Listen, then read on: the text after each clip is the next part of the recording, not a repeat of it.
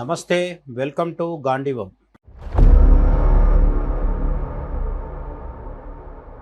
గోవాలో ఒక చిన్న మీటింగ్ జరిగింది.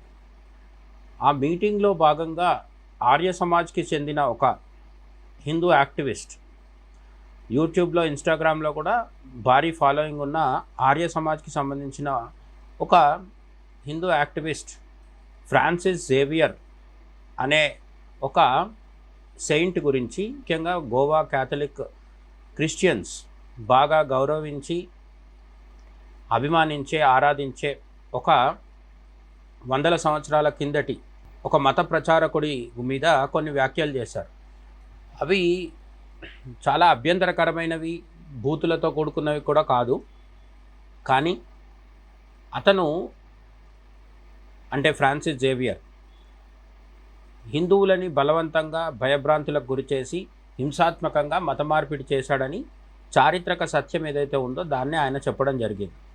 అయినప్పటికీ గోవాలో ఉన్న ఇండియన్ క్యాథలిక్ క్రిస్టియన్స్ మనోభావాలు దెబ్బతిన్నాయని అనేక కంప్లైంట్స్ రిజిస్టర్ చేయడంతో ఇప్పుడు గోవాలో ఉన్న గోవా క్రైమ్ బ్రాంచ్ వాళ్ళు సదరు ఆర్య సమాజ్కి సంబంధించిన హిందూ యాక్టివిస్ట్ ఎవరైతే ఉన్నారో అతన్ని పట్టుకోవడానికి మ్యాన్ హంట్ జరుపుతున్నారు. ప్రస్తుతం అతను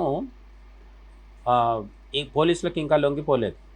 అతని సోదరుని కూడా అరెస్ట్ చేయడం జరిగింది. ఇది నార్మల్గా ఒక కేస్. తర్వాత అతని మీద ఎటువంటి చర్యలు తీసుకుంటారో, అరెస్ట్ అయిన తర్వాత కోర్టు అతనికి సంబంధించి ఏ నిర్ణయం తీసుకుంటుందో చూడాల్సి ఉంది.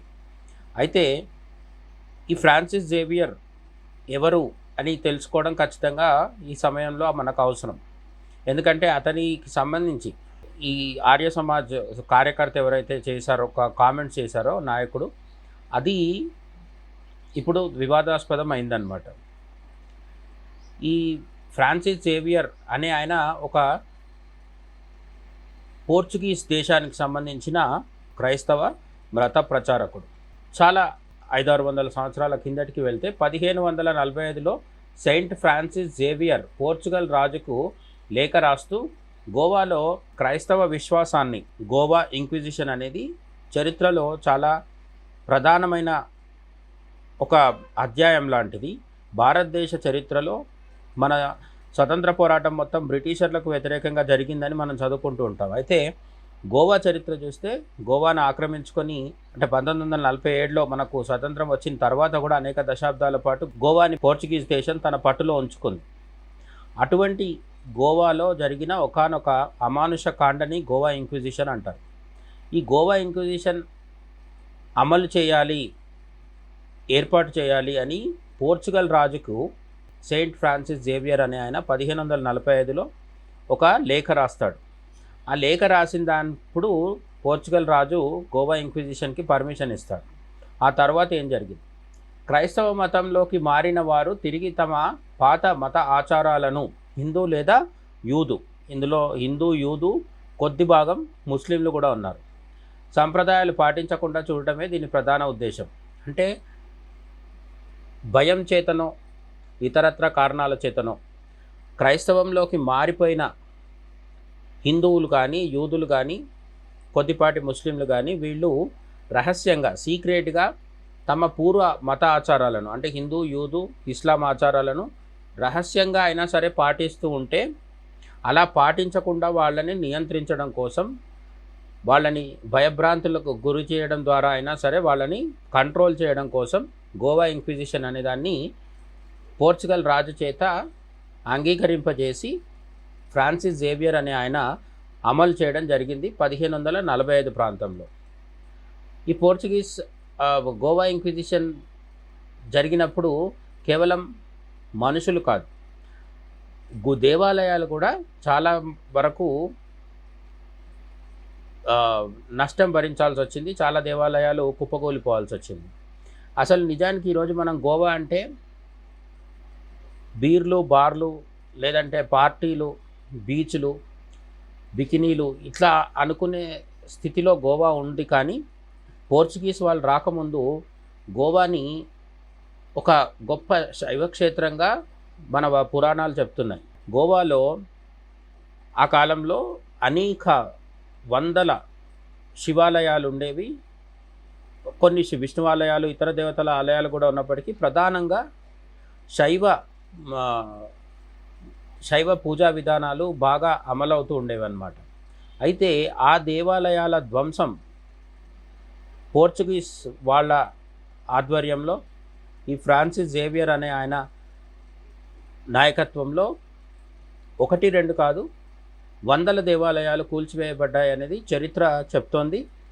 గూగుల్ చేస్తే మనకు అన్ని విషయాలు స్పష్టంగానే తెలిసిపోతాయి. ఇది మరీ పురాతనమైన చరిత్ర కాదు కాబట్టి ఏ విధంగా అయితే ఔరంగజేబ్ గురించి చెప్తారో అదేవిధంగా గోవాలో అంటే ప్రధాన భారత భూభాగానికి కొంత దూరంగా, అంటే కొంత పక్కగా ఉండడంతో మనకు గోవాలో ఏం జరుగుతుందనే విషయం ఆ కాలం వాళ్ళకి 1545 ప్రాంతంలో పెద్దగా తెలియనప్పటికీ గోవాలో ఉన్న హిందువులు ప్రధానంగా విపరీతంగా పీడింపబడ్డారు.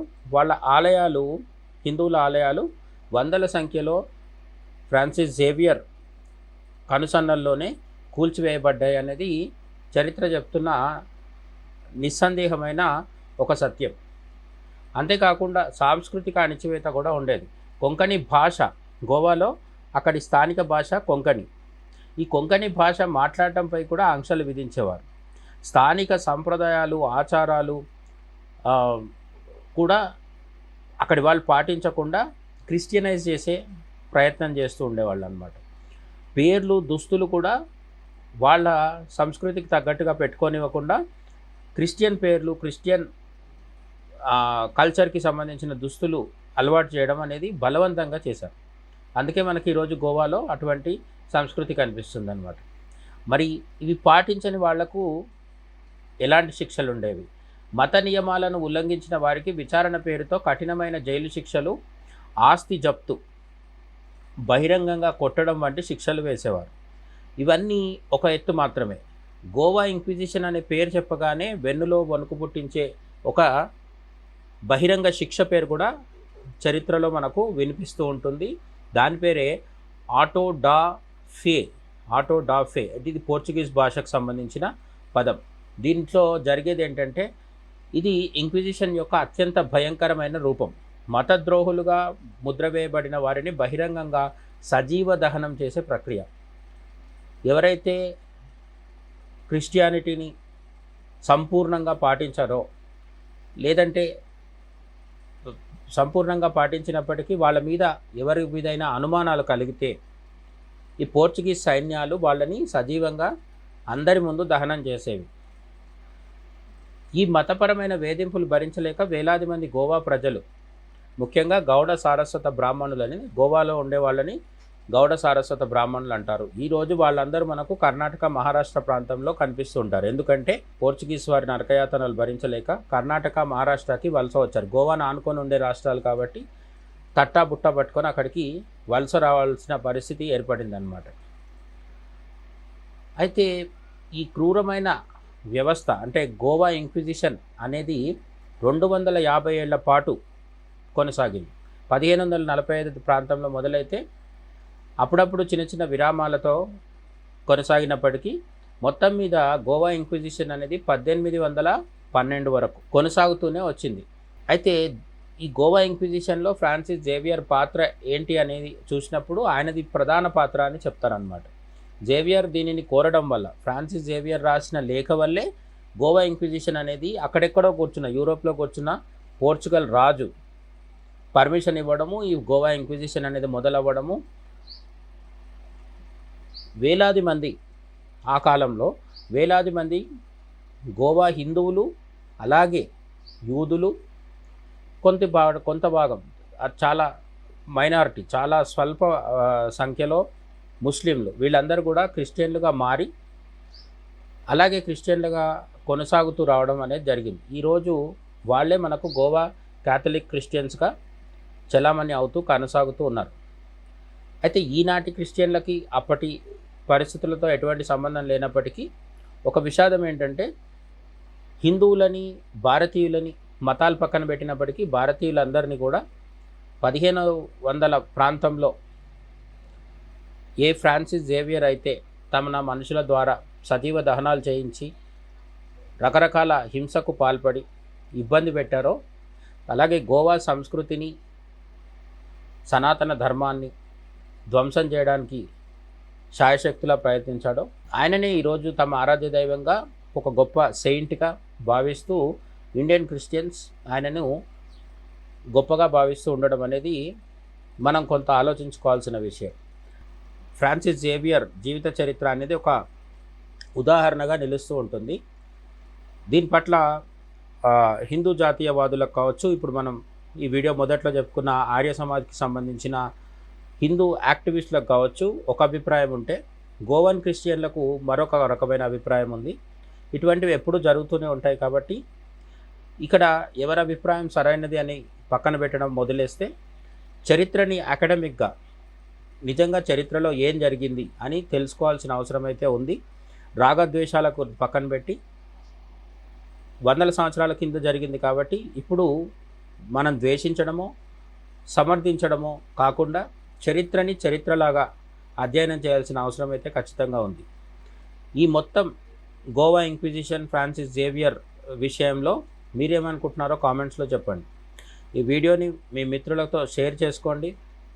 గాంధీవం ఛానల్ని లైక్ చేయండి, సబ్స్క్రైబ్ చేయండి.